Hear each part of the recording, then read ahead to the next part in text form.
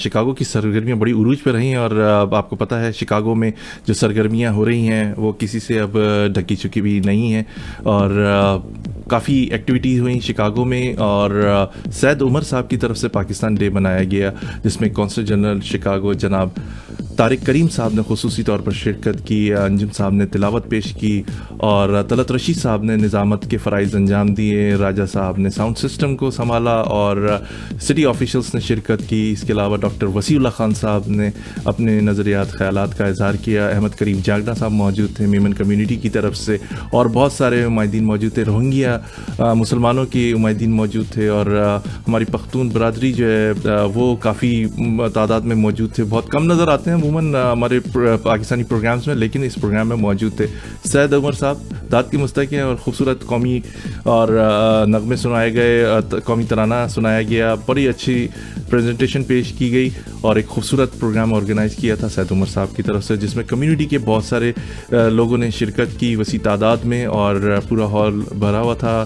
مرزا نصرت حسین صاحب بھی اس میں شامل تھے، پاکستان پیپلز پارٹی کے سابق الینوائے چیپٹر کے پریزیڈنٹ ہیں، اور بھی بہت ساری جن لوگوں کے میں نام نہیں لے سکا معذرت خواہ ہوں، لیکن بہت ساری تعداد میں لوگوں نے شرکت کی اور اس پروگرام کو کامیاب بنایا. شکاگو کی آپ کو ایک اور سرگرمی کے بارے میں بتاتے چلیں کہ شکاگو میں سید علی گیلانی صاحب کی وفات ہوئی. اس سلسلے میں یاسین چوہان صاحب پی ٹی آئی کے ممبرز شکاگو کے جو ہیں انہوں نے ایک تعزیتی پروگرام رکھا، قرآن خوانی کی گئی گیلانی صاحب کے لیے.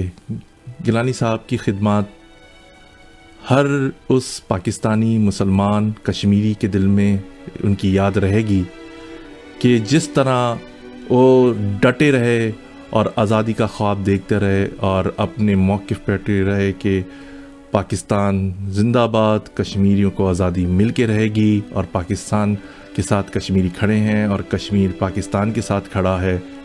اس پروگرام میں شکاگو کی ممتاز شخصیات نے شرکت کی. راجہ یعقوب صاحب تھے، میاں سکلین صاحب تھے، یاسین چوہان صاحب تھے، ظفر صاحب نے تلاوت کلام پاک پیش کی، جناب الیاس کھوکر صاحب نے اپنے خیالات کا اظہار کیا، اور متعدد لوگوں نے گیلانی صاحب کے بارے میں باتیں بتائیں. جناب جاوید صاحب بھی موجود تھے، انہوں نے بھی اپنے خیالات کا ذکر کیا، اور بتایا کہ کشمیری کس طرح اپنے حقوق کے لیے کھڑے ہوئے ہیں، لڑ رہے ہیں، اور آزادی کے خواب دیکھ رہے ہیں، اور یقیناً ایک دن آزادی ان کا نصیب ہوگی. اس بارے میں لوگوں نے اپنے خیالات کا اظہار کیا. اور جناب گیلانی صاحب کی جو خصوصیت تھی، جو انہوں نے پرامن طریقے سے لوگوں کو اویئرنیس دی کہ آزادی کتنی بڑی نعمت ہے، اور آزادی کشمیریوں کا حق ہے. ہزاروں لاکھوں لوگوں نے اپنی جانوں کی قربانیاں دیں اب تک، اور اس کے علاوہ سینکڑوں نہیں ہزاروں خواتین کی بے حرمتی کی گئی. بھارت کی جارحیت کے اوپر لوگوں نے گفتگو کی، اور بھارت کا مکروہ چہرہ عوام کے سامنے پیش کیا کہ کس طرح کشمیریوں پر ظلم، زیادتی اور ناانصافی کی جا رہی ہے عرصہ دراز سے. اور ہیومن رائٹس اور انسانی حقوق کے اوپر کام کرنے والی، جو صحیح معنوں میں جو کام کرنے والی آرگنائزیشن ہے، ان پر زور دیا جا رہا ہے کہ کشمیریوں کے حق کے لیے آواز بلند کریں. گیلانی صاحب کی وفات ایک لمحہ فکریہ ہے. ایک ایسا مجاہد، ایک ایسا حریت پسند انسان جس نے آزادی کے لیے اپنی پوری زندگی وقف کر دی. آج ہم مسلمانوں کو یہ سوچنا چاہیے کہ کب آئے گا وہ ٹیپو سلطان، کب آئے گا غوری، کب آئے گا کوئی ایسا مسلمان جو ہماری عورتوں کی آواز سنے گا جن کی عظمت دری کی جا رہی ہے. کب وہ مسلمان بیدار ہوں گے کہ کشمیری نوجوان تسلسل سے اپنی جانیں قربان کر رہے ہیں کہ ان کے حقوق کے لیے کون کھڑا ہوگا.